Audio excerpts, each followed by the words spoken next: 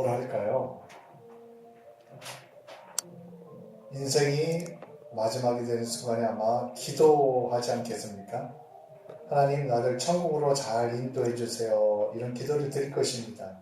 그리고 우리 자녀들, 또 사랑하는 사람들, 또 교회를 위해서 기도하면서 우리 인생을 마치게 될 것입니다. 오늘 본문 17장은 예수님께서 십자가를 지시기 그 전날 밤 이 땅에 계시면서 마지막으로 드리셨던 그러한 기도의 내용입니다. 성서 주석가들은 예수님께서 겟세마네 동산으로 가시면서 이 기도를 드리셨을 거다 이렇게 해석하는 사람들이 많습니다. 스코틀랜드의 종교개혁자 낙스라는 사람은 병이 들어서 인생이 얼마 안 남았을 때 이 요한복음 17장의 기도문을 읽으면서 용기와 위로를 얻었다고 합니다. 그리고 평상시에도 그가 어려운 일을 만났을 때 요한복음 17장 이 기도문을 읽으면서 위로와 용기를 얻었다고 합니다. 주기도문은 예수님께서 제자들에게 이렇게 기도하라고 가르쳐 주신 기도 형태입니다. 그런데 오늘 본문은 예수님이 직접 하나님께 기도를 드린 내용입니다. 오늘 본문 이 기도문은 크게 세 가지로 나눌 수 있는데 1절부터 5절까지는 예수님 자신을 위해서 기도를 드렸고요. 6절부터 19절까지는 제자들을 위해서 드린 기도고 그 마지막 부분은 제자들을 통해서 예수님을 믿게 될 그 후대의 사람들을 위해서 드린 기도입니다. 예수님께서 자신을 드린 기도의 핵심은 자신을 영화롭게 해달라는 것이었습니다. 영화롭게. 그것은 예수님이 영광을 받으시겠다 그런 자신을 빛나게 해달라는 그런 뜻이 아니라 예수님을 통해서 하나님께 영광을 돌리게 해달라는 것입니다. 이제 내일이면 십자가를 지는데 몇 시간 후면은 고문을 당하고 모욕을 당하고 십자가를 집니다. 근데 그 십자가 지는 일을 잘 감당해서 하나님께 영광을 돌리게 해주세요. 이런 기도를 드리고 있는 것입니다. 그리고 예수님은 십자가 지는 일을 잘 마치고 예전에 창세전부터 예수님이 가졌던 그 영광스러운 모습으로 또다시 돌아갈 수 있도록 그 일을 위해서 기도하고 계십니다. 그리고 오늘 본문 6절부터 19절까지는 예수님께서 제자들을 위해서 드린 기도입니다. 예수님이 제자들을 보면은 예수님이 불과 얼마 있으면 가룟 유대의 배신을 통해서 잡혀가게 되어 있습니다. 그리고 신문을 당하고 또 모욕을 당하고 침뱉음을 당하고 채찍질을 맞고 그리고 내일이면은 십자가를 지시게 될 것입니다. 그런데 제자들은 예수님의 부활과 예수님의 십자가를 이해하지 못하고 있었습니다. 이렇게 허점이 많은 제자들이었습니다. 그런데도 예수님께서 그 제자들을 위해서 기도하셨습니다. 6절, 7절을 보면 예수님이 이 제자들을 어떻게 생각하셨는가 하는 것을 볼 수 있는데요. 제자들 향해서 세상에서 내게 주신 사람이다 이렇게 말씀하고 있습니다. 세상에서 예수님께 주신 사람이다. 저와 여러분은 하나님께서 주신 사람입니다. 제자들은 아주 미숙하고 실수투성이고 허점투성입니다. 그러나 예수님은 제자를 내 사람이다. 내 사람이다. 이렇게 끝까지 부르십니다. 자식이 속을 썩일 때요. 부모는 끝까지 그 자식을 사랑하고 포기하지 않죠. 예수님도 마찬가지로 제자들을 자식처럼 포기하지 않고 마지막 순간에도 금방 있으면 다 도망갈 제자들인데도 내 사람입니다. 이렇게 말씀하고 계시는 걸 볼 수가 있습니다. 요한복음 13장 1절에 보면 예수님께서 자기가 세상을 떠나 아버지께 돌아갈 때가 이른 줄 아시고 세상에 있는 자기 사람들을 사랑하시되 끝까지 사랑하셨다. 이런 말씀을 이미 있습니다. 예수님께서 우리를 자식처럼 끝까지 사랑하지 않으시면 아마 우리는 절대로 구원받지 못할 것입니다. 끊임없이 알면서도 우리는 하나님의 뜻을 거역을 합니다. 때로는 실패합니다. 주님이 우리를 부모처럼 사랑해 주시기 때문에 그렇기 때문에 손을 놓지 않으시기 때문에 우리가 끝까지 하나님의 길을 갈 수 있는 것입니다. 오늘 마더스데이인데 세상에서 이런 하나님의 사랑을 제일 닮은 게 바로 어머니의 사랑입니다. 세상의 어머니들에게 감사를 드리고 축하를 드리고 격려를 드립니다. 그리고 6절에 보면은 세상에서 내게 주신 사람들에게 내가 아버지의 이름을 나타냈다 이렇게 말씀하고 있습니다. 구약에는 하나님을 아버지로 표현하는 말이 많은데요. 이 이스라엘 사람들은 한 번도 하나님을 아버지라고 직접 불러본 적이 없습니다. 그게 불경하다고 생각했기 때문에 그렇습니다. 그런데 예수님께서는 하나님을 늘 아버지라고 부르시고 그러면서 제자들에게도 아버지로 부르도록 이렇게 가르쳐주셨습니다. 예수님께서는 우리 한 사람 한 사람이 하나님을 아버지라고 부를 수 있도록 그렇게 만들어주셨고 하나님 아버지의 사랑을 깨닫도록 그렇게 알려주셨습니다. 그리고 7절에 보면 그들은 내 아버지께서 주신 것이니 다 아버지로부터 온 것인 줄 알았나이다. 아버지로부터 온 것임을 알았나이다. 말씀합니다. 이 말은 하나님께서 이 제자들을 예수님께서 맡겼다는 것을 알고 계셨다는 것입니다. 그런 책임감을 가지고 제자들을 끝까지 돌봤다는 것입니다. 제자들이 영생을 얻고 새 사람이 되고 변화되도록 그 하나님께서 주신 그 책임을 끝까지 알고 감당하며 그들을 돌보았다는 것입니다. 우리 가정도 마찬가지입니다. 하나님께서 주신 것입니다. 우리 자식도 내 것이 아닙니다. 하나님께서 우리에게 주신 것입니다. 맡기신 것입니다. 그래서 우리는 그 청지기의 마음을 가지고 가정을 돌보고 자녀들을 돌보아야 합니다. 내 자녀이기 전에 하나님의 것입니다. 하나님이 나에게 보내주신 것입니다. 우리 교회도 마찬가지입니다. 자식을 우리에게 맡기고 가정을 맡기신 것처럼 교회도 하나님께서 우리에게 맡겨주셨습니다. 내가 우연히 교인이 된 것이 아니고 하나님께서 우리의 교회를 나에게 맡겨주신 것입니다. 그러므로 우리는 청지기의 사명을 가지고 하나님께서 맡기신 교회를 위해서 기도하고 그리고 섬기고 힘써야 합니다. 그럴 때 우리가 하나님의 축복을 받고 하나님께서 예비하신 열매를 우리가 풍성하게 누리게 됩니다. 우리가 이 청지기의 정신으로 교회를 바라보고 사명을 감당할 때 하나님께서도 우리의 삶을 돌보아 주시고 책임져 주십니다. 십자가를 지시기 전 예수님은 제자들을 위해서 기도를 하시는데요. 9절에 보면 내가 그들을 위해서 비옵나니 내가 그들을 위해서 비옵니다. 내가 제자들을 위해서 비옵나니 이렇게 말씀하고 있습니다. 제자들을 위한 기도는 예수님이 이 땅에서 계실 때 제자들만을 위한 기도가 아닙니다. 오늘 우리들을 위한 기도이기도 합니다. 그래서 로마서 8장 34절에 보면 누가 정죄하려 죽으실 뿐만 아니라 다시 살아나시는 이는 그리스도 예수시니 그는 하나님 우편에 계신 자시요 우리를 위해서 기도하시는 자다 이렇게 말씀하고 있습니다. 간구하시는 자라고 말씀합니다.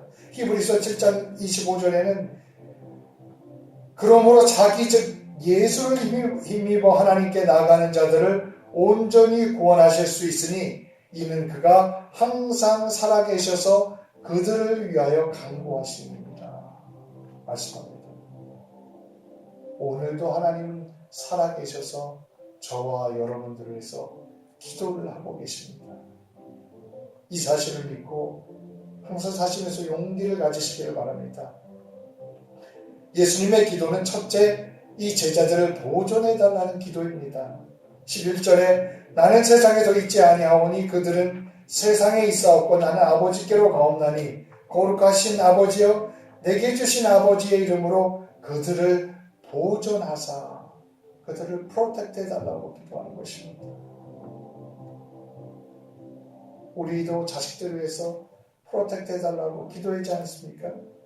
12절에 보면은 이 땅에 있는 동안 하나님 아버지 이름으로 주신 제자들 다 보존했다고 예수님이 말씀하십니다.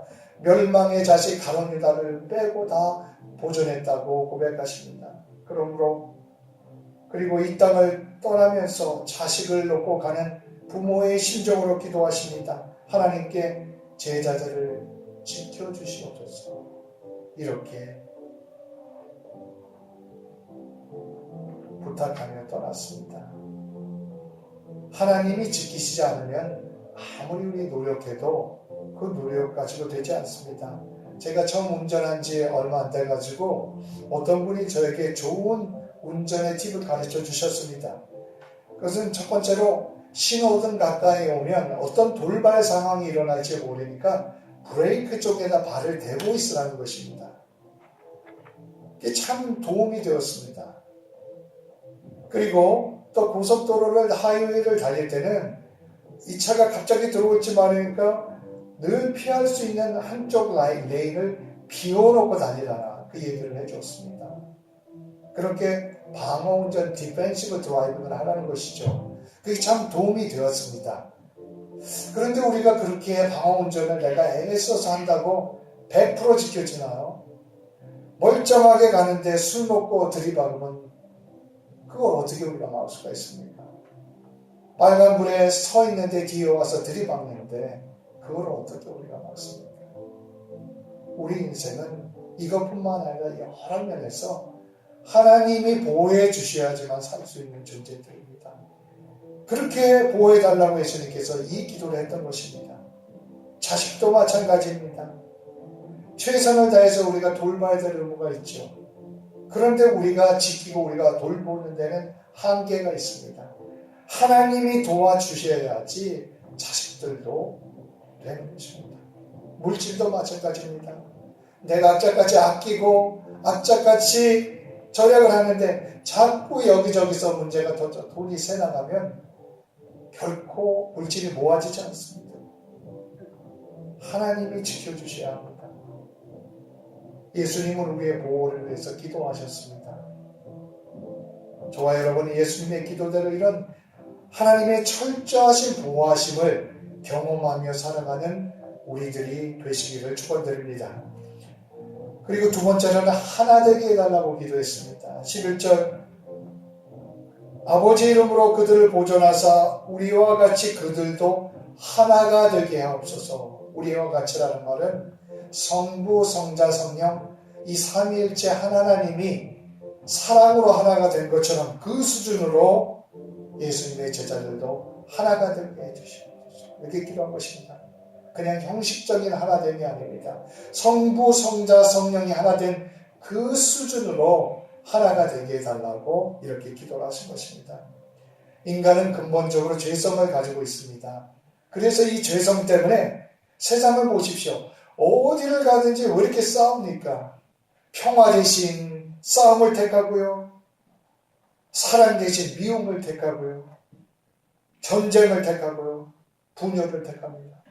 곳곳에 싸움과 전쟁이 가득합니다. 도대체 왜 그렇습니까? 왜 이렇게 인간은 어리석은 것입니까? 서로 조금만 도와주고 살아가면 다 행복하게 살 수 있는데 때로는 아무것도 아닌 것 가지고 싸우고 그리고 전쟁을 해서 죽이기까지 합니다. 이게 무엇 때문입니까? 다 인간 속에 있는 죄 때문입니다. 죄 때문에 인간이 분열하고 다투게 됩니다.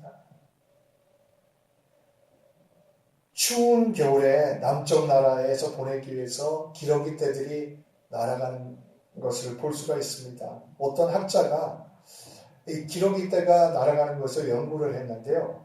저도 보면은 그 기러기 떼가 날아가면서 특이하게 이 V자 형태로, V자가 거꾸로 된 형태로 이렇게 해가지고 쭉 열을 맞춰서 날아가는 걸 보고 참 신기하다고 생각했는데 학자들이 그걸 연구했습니다. 연구 결과에 따르면 새들이 날기 위해서 그 대형을 맞춰가지고 펄떡펄떡거리면서 가는 것은 그 뒤에 있는 새들에게 그 힘을 작용하기 때문에 그런 형태로 하나같이 날아간다는 것입니다.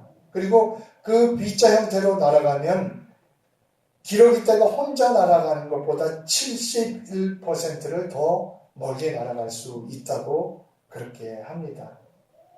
그리고 위에 날아가는 기러기는 함께 날아가면서 기러기가 우는 소리를 냅니다. 그게 우는 게 아니라 앞서가는 기러기를 응원하는 소리라고 합니다. 힘을 내서 날아가는 속도를 낮추지 말아라 하면서 격려하는 소리라고 합니다.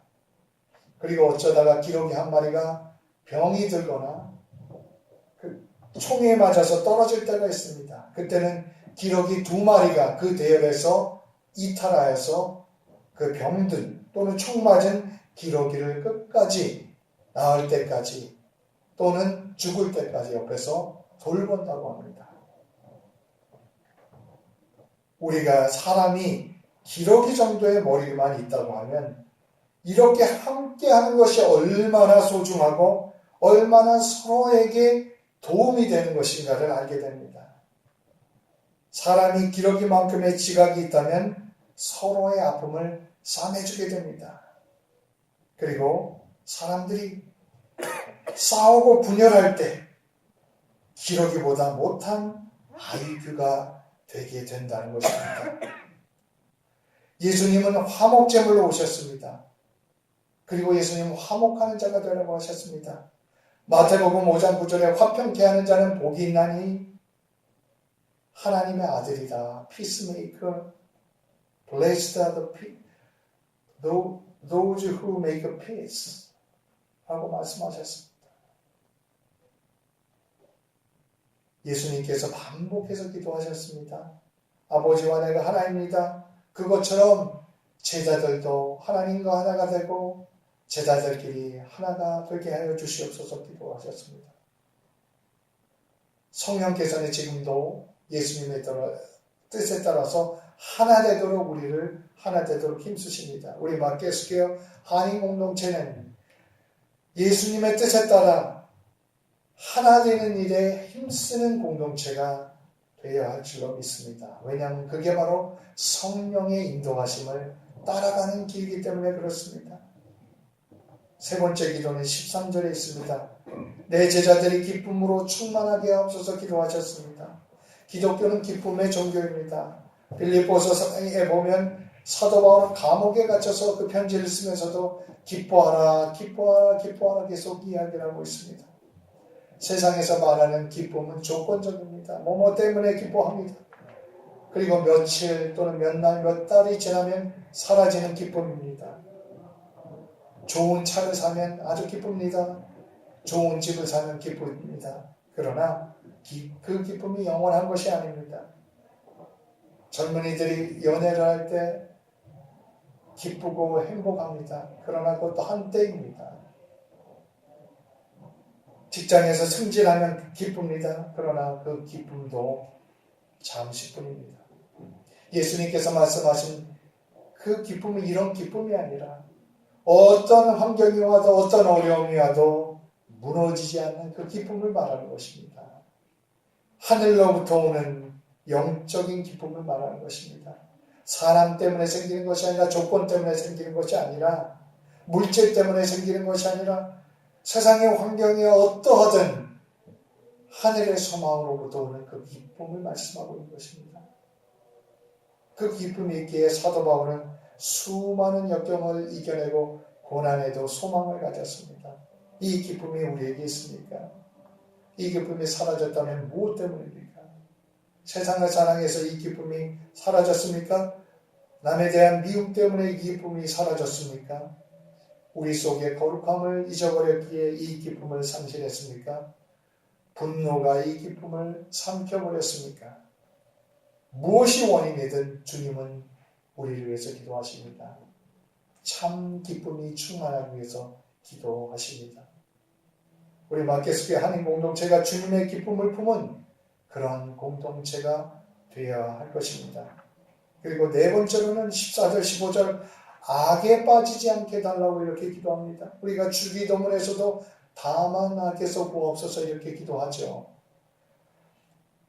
예수님께서 제자들이 악에 빠지지 않도록 이렇게 기도하셨습니다. 악은요 정말로 세상에 실존합니다. 2017년에 중남미 시민 치안 보고서에 따르면 2000년부터 17년간 중남미에서 그 살인으로 인해서 죽은 사람이 250만 명이라고 합니다. 이 숫자는 전 세계에서 전쟁으로 죽은 전사자보다 많은 숫자입니다. 그래서 이 나라에는 호텔에도 가게에도 총을 든 경비원이 지키는 게 아주 흔한 일상입니다. 그럼 미국은 어떻습니까? 미국도 결코 이전에서는 자랑할 게 하나도 없습니다. 수많은 사람들이 총기로 목숨을 잃습니다. 시리아를 보십시오. 같은 나라 사람끼리 같은 민족끼리 죽이고 싸웁니다. 거기다가 화학무기까지 터뜨려가지고 아이들이 화학무기에 질식해서 죽어가는 모습을 우리는 미디어에서 많이 보았습니다. 세상에 악은 실존합니다. 악은 때로 조그맣게 나타나기도 하고 눈덩이처럼 커져가지고 살인으로 나타나기도 합니다.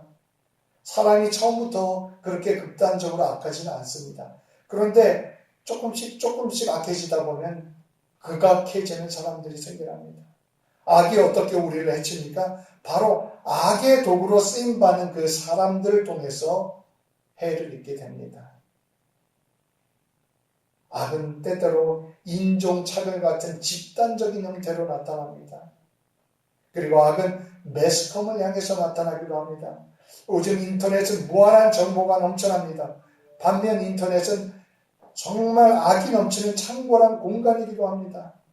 온라인을 통해 공격해오는 악의 유혹으로부터 자녀들을 지키는 일이 마치 전쟁과 같습니다. 악은 바깥으로부터 와서 우리에게 피해를 줍니다. 마귀는 어떻게 해서든지 믿는 자들을 악에 빠뜨리려고 합니다. 그래서 주님께서는 악에서 건져달라고 이렇게 기도하고 계십니다. 하나님은 신자들을 악에서 건져주십니다. 동시에 이 말씀은 신자들이 악과 대항해서 싸워야 될 사명이 있다는 것을 우리에게 알려주고 있습니다. 우리가 영적 싸움을 이야기합니다. 그런데 영적 싸움은 추상적이 아닌 것이 아닙니다. 왜냐하면 이 악이라는 것은 세상의 악의 형태로 실제적인 형태로 나타나기 때문입니다. 인종차별의 형태, 또 가난의 형태, 경제적인 부정의 형태, 여러 가지 형태로 나타납니다. 우리 마켓스퀘어 장로교는 특별히 사회 문제에 많이 관심을 가지고 있죠. 그래서 홈레스의 문제, 또 총기의 문제, 환경 문제 많이 관여합니다. 어떤 분들은 그렇게 생각할지 모릅니다. 아니 교회가 기도만 하면 되지 뭐 그런 일, 사회적인 이슈까지 관여하느냐 생각할지 모릅니다. 그런데 우리가 그렇게 하는 이유는 무엇이냐면 그렇게 사회적인 문제를 통해서 나타나는 악의 바탕에 영적 싸움이 있다는 것을 우리가 믿기 때문에 그렇습니다. 그러므로 세상 사람들은 그 사회 문제에 그냥 휴머니즘 가지고 그 문제를 대합니다. 우리 믿는 사람들은 기도하면서 세상의 악의 문제를 현실적으로 대하고 참여하는 데 힘써야 하는 것입니다. 그것이 바로 우리가 싸워야 할 영적 싸움입니다. 신자들은 엉뚱한 싸움을 할 것이 아니라 바로 세상의 악을 통해서 나타나는 마귀와의 영적인 싸움에 참여하고 힘쓸 그러한 책임이 우리에게 있습니다. 마지막으로 진리로 거룩하게 하옵소서 이렇게 기도하십니다. 하나님은 거룩하신 분입니다. 그러면서 우리도 거룩하게 해달라고 기도하고 계십니다. 왜냐하면 우리가 거룩하지 않은 모습으로 천국에 들어갈 수 없기 때문에 그렇습니다.